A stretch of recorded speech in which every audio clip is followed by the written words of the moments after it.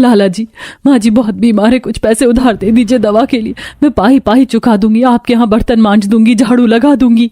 अरे भाई उधार अरे पगली, उधार तो उसे मिलता है जिसकी कोई औकात हो। पर हाँ, एक शर्त है, पैसे दे दूंगा पर बदले में तुझे मेरी सेवा करनी होगी, और वो भी बिना पैसों के, समझी? छी, शर्म नहीं आती आपको? मेरी माँ मौत से लड़ रही है और आप सौदा कर रहे हैं। थूकती हूँ मैं आपके पैसों पर। रेवती वहां से चली जाती है। उसे ऐसा लगता है जैसे पूरे गांव के मर्द उसे नोचने के लिए खड़े हैं। वो घर पहुंचकर जमीन पर बैठकर फूट फूट कर रोने लगती है। ये समाज नहीं, जानवरों की बस्ती है। यहाँ औरत की मजबूरी का बाजार लगता है, कोई इंसान नहीं है यहाँ। तभी दरवाजे पर गांव का एक साधारण सा वैद्य खड़ा आता है। अरे बेटी, रो मत, मैंने सुना है काकी बीमार है, मैं आ गया हूँ। पर बाबा, हमारे पास देने को एक पैसा नहीं है। अरे इलाज का धर्म पैसे से होता है बिटिया, मैं कोई बनिया नहीं हूँ। ये लो पुड़िया, काढ़ा बना कर पिला देना, वो ठीक हो जाएगी।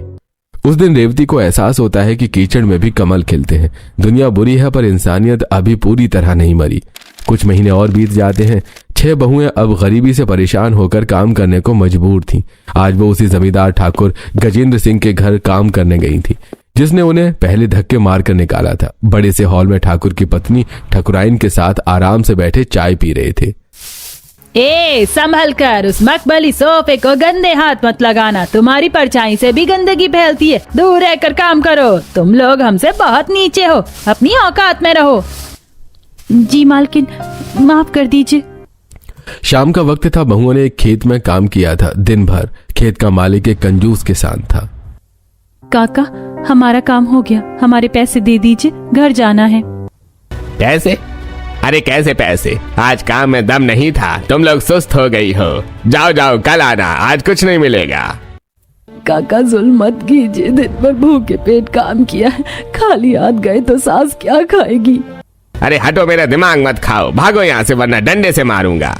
बहुएं खाली हाथ घर लौट आती हैं। एक दिन की बात है, बहुओं को कहीं छोटा मोटा काम मिल गया था जिससे उन्हें थोड़े से पैसे मिले। सुमित्रा और कामिनी बाजार की एक किराने की दुकान से घर के लिए कुछ राशन खरीद रही थी।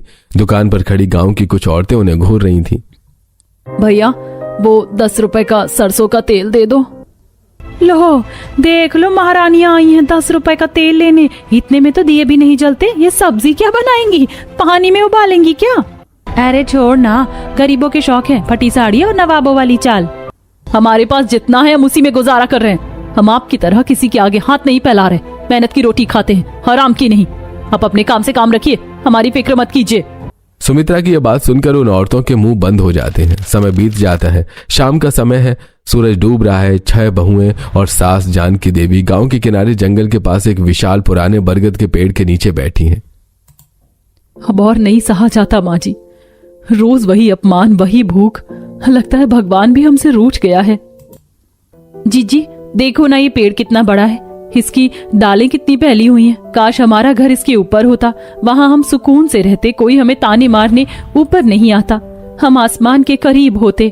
हाँ, और ठंडी हवा भी मिलती। 1 मिनट, ललिता दीदी ने क्या कहा? पेड़ के ऊपर घर? सुनो, क्यों ना हम अपना खुद का कुछ काम शुरू करें, अपना व्यापार। व्यापार? पागल हो गई है क्या मंगला? हमारे पास फूटी कौड़ी नहीं है और तू व्यापार के सपने देख रही है। और क्या करेंगे? भीख मांगेंगे? भीख नहीं दीदी, खाना। हम खाना बहुत अच्छा बनाते हैं। और देखिए ये बरगद का पेड़ कितना मजबूत और बड़ा है। कहना क्या चाहती है? माँ जी, शहर जाने वाला रास्ता यहीं से गुजरता है, यहाँ कोई ढाबा नहीं है। अगर हम इस पेड़ के ऊपर एक छोटा सा घर बना ले और वहाँ खाना खिलाएं तो लोग जरूर आएंगे। पेड़ वाला रेस्टोरेंट, सोचो कितना अलग होगा। तुम सच में पागल हो गई हो। पेड़ पर रेस्टोरेंट, लोग हंसेंगे हम पर। हंसने दो दुनिया को। मंगला सही कह रही है। हम बांस, लकड़ी और रस्सियों से पेड़ के ऊपर एक रेस्टोरेंट बनाएंगे। यह अनोखा होगा, इसीलिए चलेगा। लगता है भगवान ने हमारे लिए एक नया दरवाजा खोला है सफलता प्राप्त करने का। अब कुछ भी हो जाए, हम हारेंगे नहीं, जीतेंगे अब हम। चलो वो सब तो ठीक है, लेकिन हमारे पास तो बिल्कुल पैसे नहीं है रेस्टोरेंट खोलने के लिए। थोड़े बहुत तो पैसे चाहिए होंगे, हमारे पास तो फूटी कौड़ी नहीं है। तभी जानकी देवी धीरे से एक पुरानी चांदी की चूड़ी, जो उनकी शादी की आखिरी निशानी थी, वो बहू को दे देती हैं। रेवती, ये ले, इसे बाजार में बेच दे। नहीं माँ जी, खबरदार, जो ऐसा सोचा भी, ये बाबूजी की आखिरी निशानी है। हमने सब कुछ खो दिया है पर ये नहीं, हम भूखे मर जाएंगे पर आपकी कलाई सूनी नहीं करेंगे। अरे पगली, ये चांदी का टुकड़ा मेरे किस काम का? मेरा असली गहना तो तुम 6 हो। अगर मेरी बहुएं भूखी रहेंगी तो ये चूड़ी मुझे काटेगी। इसे बेचकर कुछ पैसे ले आना जो काम आएंगे। समझ लेना तुम्हारे ससुर जी का आशीर्वाद है। जाओ, अब देर मत करो। अगले दिन से काम शुरू होता है। पैसे कम थे तो मजदूरों वाला काम बहुओं ने खुद संभाल लिया। रेवती और सुमित्रा जंगल से बांस काट कर ला रही हैं। ललिता और चमेली रस्सियों से उन्हें ऊपर खींच रही हैं।